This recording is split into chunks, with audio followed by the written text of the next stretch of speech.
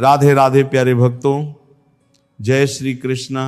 एक बार भगवान भोलेनाथ पृथ्वी लोक पर भ्रमण के लिए गए तो उन्होंने एक युवा को देखा। वो ईश्वर को दोष देता जा रहा था, अपने जीवन से निराश था, दुखी था। तब भगवान शंकर बौद्ध भिक्षु का रूप धारण करके उस युवा को असली दुख के बारे में ज्ञान देने लगे। तो चलिए इस कहानी के मध्य से समझते हैं कि असली दुख क्या होता है। अगर आप ये कहानी सुन रहे हैं तो पूरा सुनिए। इस कथा को आधा अधूरा छोड़कर जाने की गलती मत करना, क्योंकि इस पवित्र कथा को पूरा सुनने से मनचाहा फल प्राप्त होने का प्रताप होता है।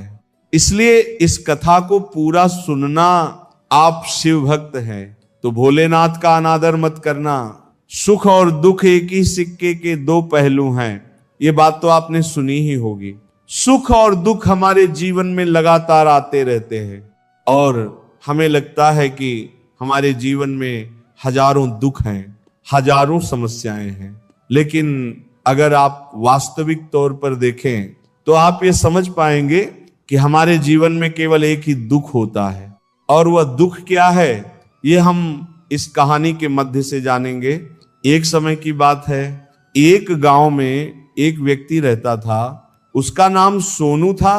वो बहुत आलसी था, अपने जीवन से बहुत निराश था। उसका कारण यह था कि उसने अब तक अपने जीवन में कुछ भी हासिल नहीं किया था। वो कुछ भी नहीं करता था। उसके घर वाले भी इस बात से बहुत परेशान रहते थे। वे चाहते थे कि वो बाहर जाकर कुछ अच्छा काम करे, कोई अच्छी नौकरी कर ले, लेकिन वह उनकी एक नहीं सुनता था। घर वाले दूसरों का उदाहरण देकर उसे ताने मारते थे, तरह तरह की बातें कहते थे, लेकिन उसे कोई फर्क नहीं पड़ता था। जबकि उसके सारे मित्र कामयाब हो चुके थे, कोई अच्छा व्यापार कर रहा था, तो कोई अच्छी नौकरी। जब भी वे लोग मिलते तो अपनी बढ़ चढ़कर बनाई हुई बातें किया करते, लेकिन सोनू कुछ भी नहीं करता था। जब भी कोई उससे पूछता कि तुम क्या कर रहे हो, तो वह कुछ नहीं कह पाता। उसे ये कहने में बहुत शर्म महसूस होती थी कि वो कुछ नहीं करता। वो हमेशा सबको केवल एक ही बात कहता कि मैं कोशिश कर रहा हूं, लेकिन उसकी कोशिशों का कोई भी फल किसी को नजर नहीं आता था। धीरे धीरे उसका मन दुखी होने लगा। वो बहुत निराश रहने लगा। उसे लगने लगा कि वह धरती पर बोझ है, जी कारण वह अपने आप को बहुत अकेला महसूस करता, बहुत तन्हा महसूस करता। एक दिन उसके मन में यह विचार भी उत्पन्न हुआ कि मेरे हाथों में कुछ नहीं है तो मैं क्या कर सकता हूं। अकेले बैठकर वह रोता रहा और भगवान को दोष देता रहा। एक दिन छुपते छुपाते वो घर से निकलकर कहीं जा रहा था। तभी उसने रास्ते में देखा कि एक बौद्ध भिक्षु लोगों को प्रवचन दे रहे और प्रवचन में वह दुख की बातें कर रहे थे। सोनू डर के मारे अपना मुंह छुपाकर वहीं खड़ा हो गया ताकि उसे कोई देख ना ले और चुपचाप उन भिक्षु की बातें सुनने लगा। बौद्ध भिक्षु कह रहे थे कि दुख हमारा सबसे बड़ा साथी है, हमें दुख को अपने जीवन में समझना चाहिए। अगर हम दुख से नहीं सीखेंगे तो हम दिन ब दिन और कमजोर होते जाएंगे, निराश होते जाएंगे। सोनू छुप छुप कर उन बौद्ध भिक्षु की सारी बातें सुन रहा था। जैसे ही उपदेश समाप्त हुआ, वह उनके पास पहुंचा, उन्हें प्रणाम करके बोला, हे महात्मा, अभी कुछ देर पहले आप दुख को गुरु बता रहे थे। आप कह रहे थे कि दुखों से हमें सीखना चाहिए, उन्हें अपना गुरु बनाना चाहिए। लेकिन मैं भी तो अपने दुखों से परेशान हूं, अपने जीवन से परेशान हूं। मैंने अब तक जो दुख झेले हैं, मुझे तो कभी ऐसा नहीं लगा कि मेरे दुख मुझे कुछ सिखा रहे हैं, बल्कि मुझे तो यही लगता है कि वे मुझे पीड़ा दे रहे हैं, तकलीफ दे रहे हैं। दुख की पीड़ा बहुत भयानक होती है। ऐसा लगता है कि इसके बाद हमारा जीवन समाप्त हो जाएगा। ऐसा लगता है कि इसके बाद हमें कुछ नहीं मिलने वाला। और कई बार तो मृत्यु भी उसके सामने कम लगती है। जब लोग ताने मारते हैं, जब लोग कहते हैं कि तुम क्या कर रहे हो, तो मन बहुत ठेस पहुंचती है और मैं उनसे कुछ कह भी नहीं पाता। सोनू की ये सारी बातें सुनकर वो बौद्ध भिक्षु कुछ क्षण मौन रहते हैं। भिक्षु मुस्कुराने लगे और सोनू से कहते हैं, बेटा जब तुम्हारे जीवन में कोई असली दुख आए तब तुम मेरे पास आना, मैं इसका समाधान तुम्हें अवश्य बताऊंगा। उन बौद्ध भिक्षु की यह बात सुनकर सोनू थोड़ा सा आश्चर्य में पड़ गया। उसे ये समझ नहीं आ रहा था कि क्या उसने अब तक जो दुख झेले हैं वो असली दुख नहीं है। उसने जो अब तक पीड़ाएं सही हैं, जो ताने सहे हैं, जो तकलीफें उठाई हैं, क्या बस असली दुख नहीं था? आगे वो मन ही मन अपने आप से कहता है कि जब मुझे मेरे अपने नहीं समझ पाए तो ये बौद्ध भिक्षु मुझे क्या समझेंगे। इतना सोचकर वो वहां से चला गया। सभी लोगों के ताने सुन सुनकर सोनू बहुत थक चुका था, वो बहुत निराश हो चुका था। यही कारण था कि उसने निर्णय लिया कि वो अब कुछ करके दिखाएगा।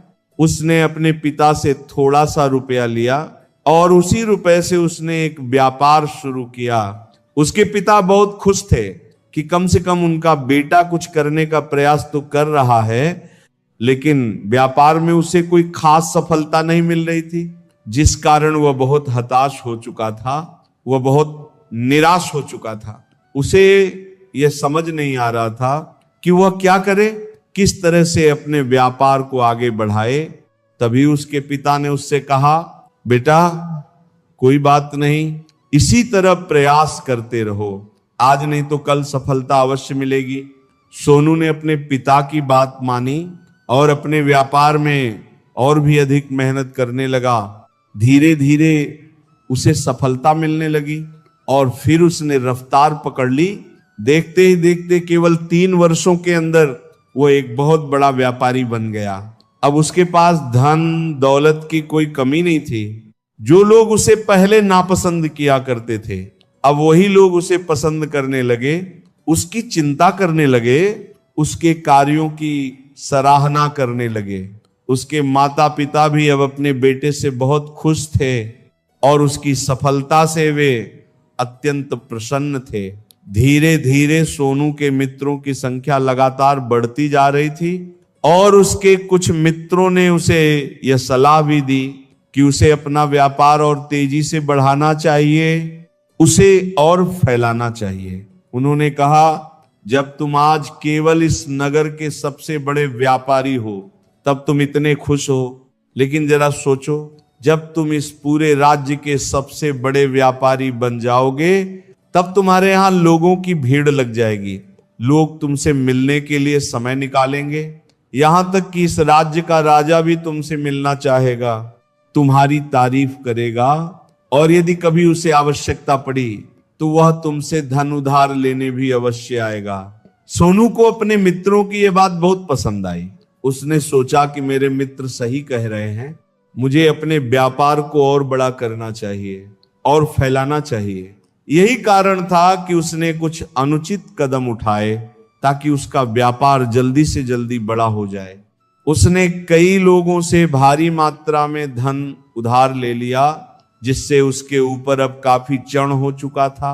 और इतना ही नहीं, वो यही नहीं रुका, अधिक से अधिक मुनाफा कमाने के चक्कर में उसने अपने माल की गुणवत्ता भी खराब कर दी, जिससे अब उसके माल में वो बात नहीं रही थी जो पहले हुआ करती थी। लेकिन फिर भी वो अपने मित्रों की बात सुनता रहा। जैसा उसके मित्र कहते थे वो वैसा ही करता चला गया, यहां तक कि उसने अपने व्यापार को और तेजी से बढ़ाने के लिए दूसरे छोटे व्यापारियों के खिलाफ षड्यंत्र रचना भी शुरू कर दिया, जिस कारण उसके मन में अब पहले जैसा सुकून नहीं था। उसे रातों को नींद नहीं आती थी। वो केवल एक ही विचार में डूबा रहता था कि किसी तरह उसका व्यापार पूरे राज्य में फैल जाए और वह इस राज्य का सबसे बड़ा व्यापारी बन जाए। दिन रात वह केवल इसी में लगा रहता था कि उसका व्यापार और बड़ा हो जाए। हालांकि उसके पास अब सब कुछ था, धन दौलत, बड़ा घर, गाड़ियां, नौकर चाकर, सभी सुख सुविधाएं, लेकिन इसके बावजूद भी वह उन चीजों का आनंद नहीं उठा पा रहा था, क्योंकि उसका पूरा ध्यान केवल अपने व्यापार की उन्नति पर लगा हुआ था। एक दिन सोनू अपने रथ पर बैठकर एक मार्ग से होकर गुजर रहा था। तभी रास्ते में उसने उस बौद्ध भिक्षु का आश्रम देखा। उसे देखकर वह उनके पास गया और उनसे कहने लगा, हे महात्मा, आपने कहा था कि जब मेरे जीवन में कोई असली दुख आएगा तब मैं आपके पास आऊंगा। इसी कारण मैं आज यहां आया हूं। आज मैं बहुत दुखी हूं। मैं रातों को सो नहीं पाता। मेरे पास सब कुछ होते हुए भी मैं उनका सुख नहीं उठा पाता। उसने अपनी सारी बातें एक एक करके बौद्ध भिक्षु को बता दी। भिक्षु ने शांत स्वर में पूछा, बेटा, जब तुम पहली बार मेरे पास आए थे तब भी तुम बहुत दुखी थे, लेकिन तब तुमने अपने दुख से क्या सीखा था? इसके जवाब में सोनू कहता है, हे महात्मा, जब मैं अपने जीवन में कुछ भी नहीं कर पा रहा था, जब मेरे पास ना पहचान थी ना साधन, तब मैंने अपने ही दुखों से यह सीखा कि केवल सोने, जागने और मंत्र जपने से कुछ नहीं होता। उसके लिए हमें कुछ करना भी पड़ता है, और केवल कर्म कर लेना ही हमें सफल नहीं बनाता, बल्कि उस कर्म को उसके अंजाम तक पहुंचाना, यही हमें वास्तव में सफल बनाता है। फिर चाहे रास्ता कैसा भी हो, फिर चाहे परिस्थितियां कैसी भी क्यों ना हो, फिर चाहे कितनी बाधाएं आपके रास्ते में क्यों ना आ जाए, चाहे ऐसा क्यों ना लगे कि अब आपके जीवन में कुछ भी नहीं बचा और आप अब कुछ भी नहीं कर सकते, तब भी हौसला बनाए रखो, उम्मीद मत छोड़ो और अपने कार्य पर डटे रहो, ये सोचकर कि जब तक मैं अपने कार्य को सफल नहीं कर लेता, जब तक मैं अपने लक्ष्य तक नहीं पहुंच जाता, तब तक मैं इस कार्य को करता ही रहूंगा। मैं इस कार्य में अवश्य सफल होकर ही रहूंगा। जबकि बाकी लोग केवल सफल लोगों को महत्व देते हैं, उनके कर्मों को नहीं। सोनू जब ये सारी बातें सुनाता है तो वह बौद्ध भिक्षु हल्के से मुस्कुराने लगते हैं और सोनू से कहते हैं, बेटा, जब तुम्हारे जीवन में असली दुख आए तब तुम मेरे पास आना, मैं तुम्हारी समस्या का समाधान अवश्य करूंगा। इतना कहकर वह बौद्ध भिक्षु वहां से उठकर चले जाते हैं। सोनू एक बार फिर उनकी बातें सुनकर आश्चर्यचकित रह जाता है।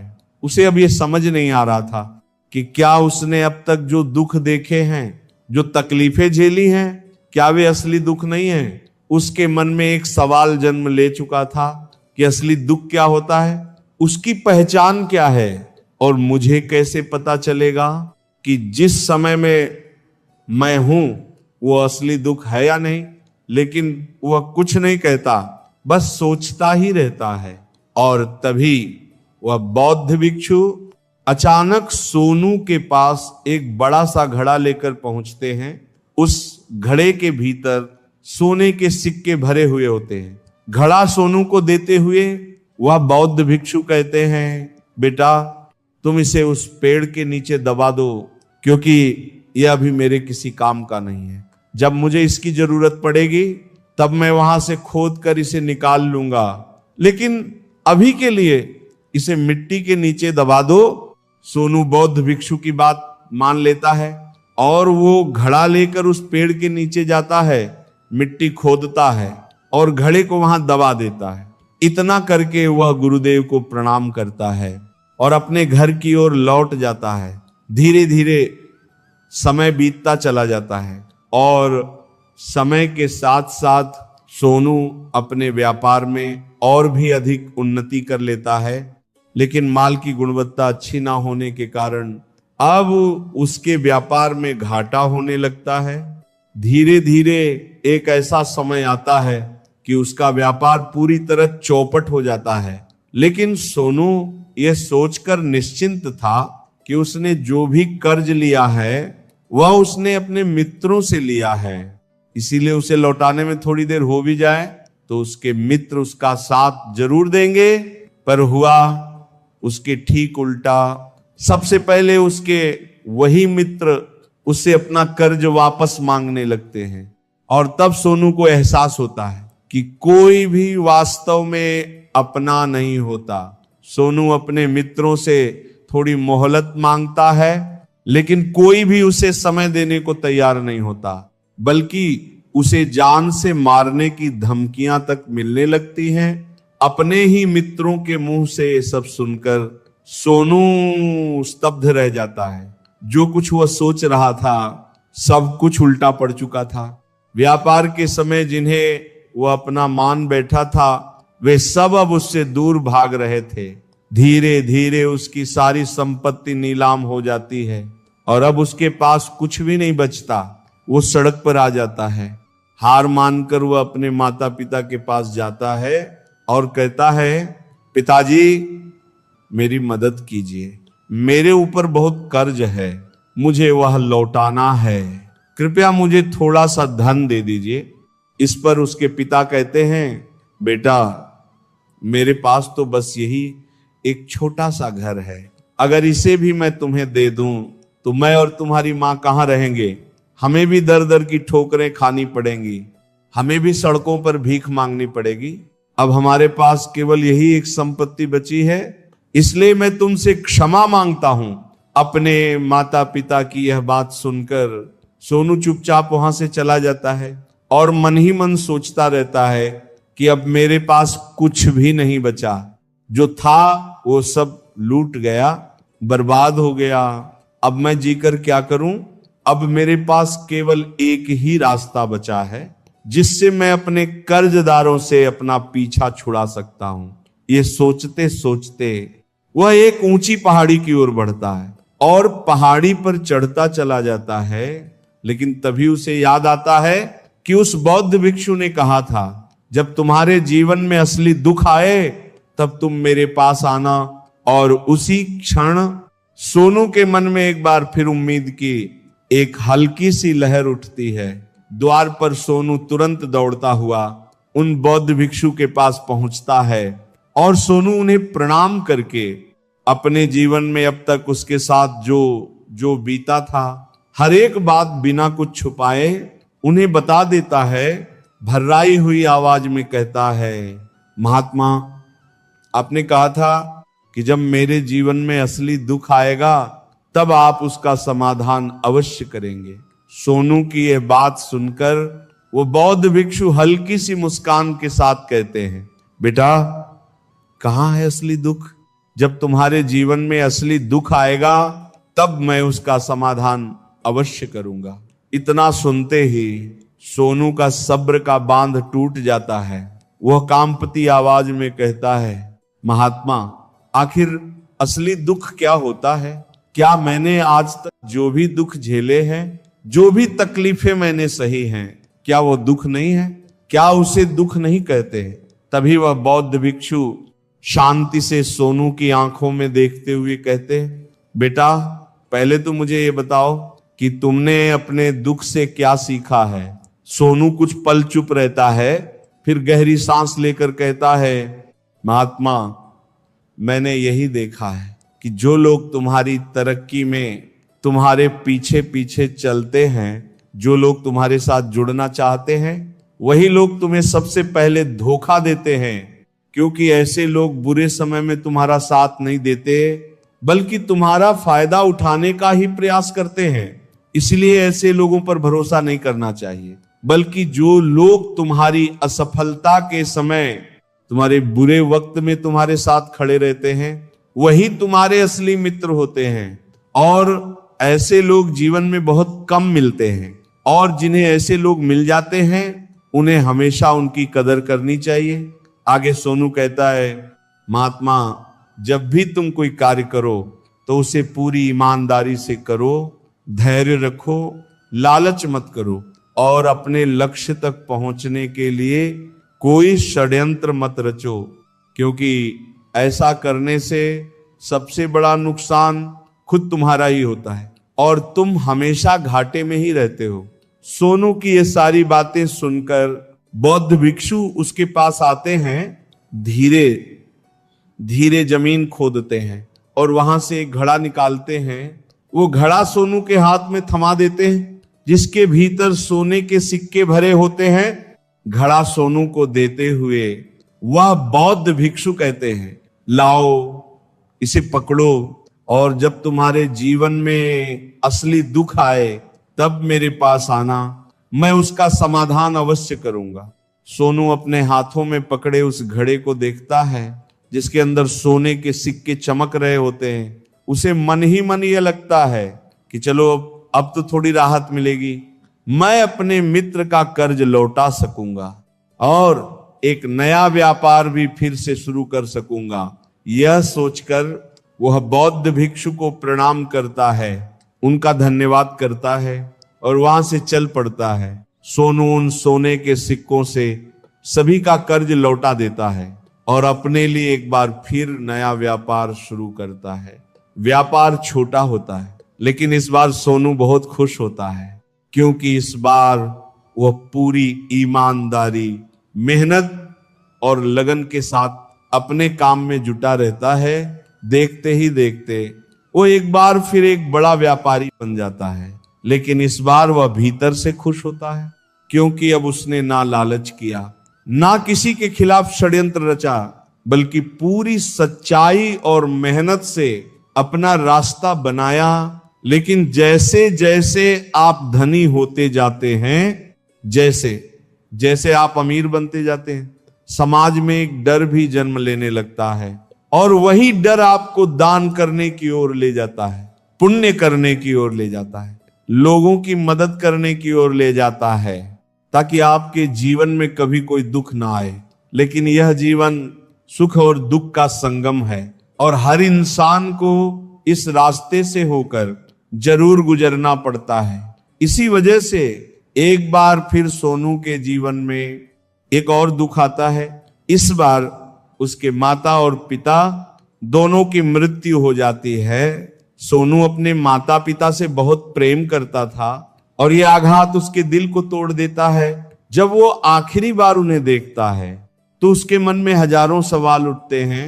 वह घर लौटता है और देखता है कि जिस संपत्ति के लिए लोग हमेशा लड़ते झगड़ते रहते हैं, आज उसकी देखभाल करने वाला कोई नहीं है। उसके माता पिता ने जो भी जीवन भर मेहनत की, जो भी इकट्ठा किया, सब वहीं का वहीं रह गया। लेकिन वे इस दुनिया से चले गए। अब सोनू का मन बहुत बेचैन हो जाता है। वो खुद को बहुत अकेला महसूस करता है। घर उसे खाली खाली लगता है। वह इधर उधर देखता है लेकिन उसे कोई रास्ता नजर नहीं आता। तभी उसे उन बौद्ध भिक्षु की याद आती है। वो तुरंत भागता हुआ उनके पास पहुंचता है।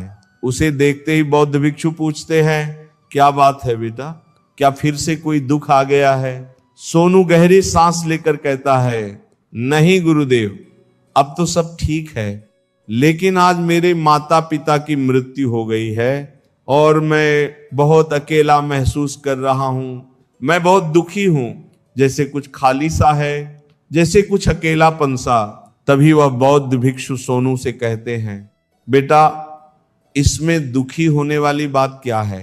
ये तो जीवन है, एक दिन तो सभी को जाना है। यहां पर कोई रहने नहीं आया और ना ही कोई रहेगा। हम सब एक ना एक दिन मृत्यु को प्राप्त हो ही जाएंगे। और मृत्यु कब आएगी ये किसी को नहीं पता।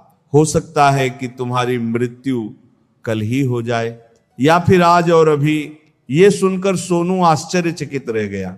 उसने उन बौद्ध भिक्षु से कहा, महाराज, आप ये क्या कह रहे हैं? मैं तो अभी जवान हूं और मुझे तो अभी अपनी पूरी उम्र जीनी है।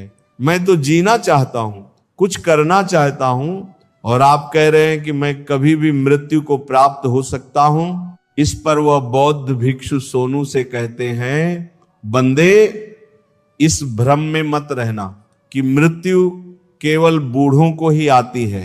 बूढ़ों के सामने तो उनके जवान बच्चे तक मर जाते हैं। मृत्यु कभी किसी की उम्र देखकर नहीं आती और ना ही किसी को बताकर आती है। उन बौद्ध भिक्षु के मुख से ये सारी बातें सुनकर सोनू और भी ज्यादा बेचैन हो गया और वह चुपचाप वहां से चला गया। उसके मन का वह खालीपन अब भी वैसा ही था। वो भी अपने आप को बहुत अकेला महसूस कर रहा था। उसके बाद से उसका मन अपने व्यापार में भी नहीं लगता। जब भी वह कोई कार्य करता तो उसके मन में ढेर सारे प्रश्न उठने लगते।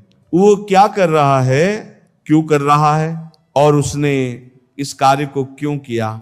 उसके मन में अब एक और प्रश्न उत्पन्न होने लगा, क्या हम यहां पर केवल इसीलिए आते हैं कि इस जीवन को जिए और एक दिन मृत्यु को प्राप्त हो जाएं। वो ये समझ नहीं पा रहा था कि जीवन का असली मतलब क्या है। उसने कई विद्वानों से पूछा, अपनी तरफ से जो मुमकिन हो सकता था खोजबीन की, लेकिन उसे कोई भी जवाब नहीं मिल पा रहा था। और जब उसे कोई जवाब नहीं मिला तो उसका दुख और भी बढ़ गया, जिस कारण उसके मन की बेचैनी और भी बढ़ चुकी थी। और उसे ये समझ नहीं आ रहा था कि वह क्या करे, कहां जाए, किससे पूछे। तभी उसे फिर से उन बौद्ध भिक्षु की याद आई।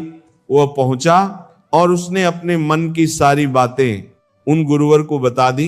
तभी वह बौद्ध भिक्षु मुस्कुराने लगे और सोनू से कहते हैं, बेटा आज पहली बार तुम्हारे जीवन में असली दुख उत्पन्न हुआ है। वास्तव में तो यही है जिसे हम दुख कह सकते हैं, जो दुख कहलाने लायक है कि हमें पता ही ना हो हम क्या कर रहे हैं, कहां जा रहे हैं, क्यों जा रहे हैं, हम कौन हैं, क्या हैं और हम क्या करना चाहते हैं। तभी सोनू ने कहा, महात्मा मेरे इस दुख का समाधान कीजिए, मुझे इस दुख का निवारण दीजिए। तभी वह बौद्ध भिक्षु सोनू से कहते हैं, हम सबके अंदर क्रोध, लालच, लाभ जैसी कई वासनाएं हमारे अंदर घर कर बैठ जाती हैं, जिस कारण हम अपने जीवन को टुकड़ों में जीते हैं और हमारी चेतना कभी एक नहीं हो पाती। हम कभी एक जगह सोच नहीं पाते, समझ नहीं पाते और हमारी ऊर्जा शक्ति भी पूरी तरह से छिन्न भिन्न हो जाती है। आजकल के दौर में हमारे पास तो इतना भी समय नहीं कि हम एक पल निकालकर, एक पल के लिए मुड़कर अपने आप को देख सकें, अपने आप को समझ सकें। वास्तविकता में हर कोई यहां अपने जीवन भर केवल दुख का रोना रोता रहता है, उसका समाधान निकालने का हर मुमकिन प्रयास करता है। लेकिन जिसे हम दुख समझते हैं वो तो दुख है ही नहीं, तो इसका समाधान आपको कहां से मिलेगा। ये तो परिस्थितियां हैं जिनके कारण हम अपने आप को दुखी समझते हैं, अपने आप को खाली समझते हैं। जैसे ही हम एक स्थिति से निकलते हैं हम किसी दूसरी स्थिति में फंस जाते हैं। जिस प्रकार हम पहली समस्या का सामना करते हैं उसी प्रकार हम दूसरी समस्या का भी सामना करते रहते हैं। और जब हम इन परिस्थितियों से हार मान लेते हैं, जब हमें लगता है कि अब कोई रास्ता नहीं बचा, तब हमारे सामने हमें केवल एक ही रास्ता नजर आता है और वह है मृत्यु। लेकिन ये कोई समाधान नहीं है, ये कोई रास्ता नहीं है। इसलिए यदि आप सचमुच अपनी समस्याओं का समाधान चाहते हैं तो अपने आप को इकट्ठा करना सीखिए, अपनी ऊर्जा को इस संसार में वापस कीजिए, उसे एक कीजिए और अपने ऊपर ध्यान लगाइए। मृत्यु से पहले अपने आप को पहचानिए, अपने आप को जानिए, अपने आप को बिखरने मत दीजिए। तभी सोनू बौद्ध भिक्षु से कहता है, महाराज तो क्या हमें इस जीवन को नहीं जीना चाहिए, क्या हमें अपनी इच्छाओं को पूरा नहीं करना चाहिए। तभी वह बौद्ध भिक्षु सोनू के इस सवाल का जवाब देते हुए कहते हैं, हमें किसी से भी लगाव नहीं रखना चाहिए, हमें अपनी इच्छाओं को मार देना चाहिए, हमें संपत्ति इकट्ठा नहीं करनी चाहिए, क्योंकि मनुष्य की इच्छाएं, कामनाएं, वासनाएं ऐसी होती हैं जैसे मानो एक पर्वत से गिरता हुआ झरना जिस पर किसी का कोई नियंत्रण नहीं, सिवाय देखते रहने के, और परेशान होने की कोई जरूरत नहीं है। लेकिन जब तुम अपने ऊपर ध्यान देने लगते हो, जब तुम अपने आप को देखने लगते हो, समझने लगते हो, तब तुम अपने आप को पहचान जाते हो। और जब पहचान हो जाती है तब उस पर नियंत्रण भी संभव हो जाता है, तब इच्छाएं भी तुम्हारे वश में आने लगती हैं और फिर तुम चाहो तो उनकी सच्ची पूर्ति भी अवश्य कर सकते हो। गुरुदेव की ये सारी बातें सुनकर सोनू ने बड़े ही विनम्र भाव से गुरुदेव से कहा, महाराज आपका बहुत बहुत धन्यवाद। आज आपने मेरी सबसे बड़ी समस्या का समाधान कर दिया है। मैं आज से अपने आप को एकत्रित करूंगा, अपने भीतर झांकने का प्रयास करूंगा। गुरुदेव ने कहा, मानव शरीर में बहुत ऊर्जा है, बहुत शक्ति है, लेकिन वो व्यर्थ के कामों में नष्ट हो जाती है, क्योंकि हमारा जीवन भी बेकार की चीजों में उलझा रहता है और हम कभी इस पर ध्यान ही नहीं देते। हम अपनी ऊर्जा को केंद्रित नहीं करते, हम अपने ऊपर कभी ध्यान नहीं देते। हमारा जीवन भी कुछ ऐसा ही है। हम अपने जीवन में हमेशा अपने आप से नहीं, बल्कि अपने से ऊपर वाले से सवाल करते रहते हैं कि हमारे इस जीवन में इतना दुख क्यों है। हम सभी के मन में यह सवाल अवश्य उठता है और इसका उत्तर भी वही छिपा होता है। ईश्वर यही चाहता है कि हम अपने जीवन के दुखों की अंतिम सीमा तक पहुंचे, उस गहराई तक पहुंचे जहां हमें यह समझ आ सके कि हमने आज तक अपने आप को नहीं जाना, अपने आप को नहीं पहचाना। मानव शरीर के भीतर जो ऊर्जा है, जो शक्ति है, उसके बारे में हम अभी तक अनजान हैं। हम चाहे तो अपने आप को एकत्रित कर सकते हैं, अपने आप पर नियंत्रण कर सकते हैं, लेकिन हम इस ऊर्जा का गलत उपयोग करते रहते हैं, व्यर्थ की चीजों में इसे बहा देते हैं। इसी कारण हम कभी अपने आप को नहीं पहचान पाते और ना ही अपने ऊपर नियंत्रण कर पाते हैं।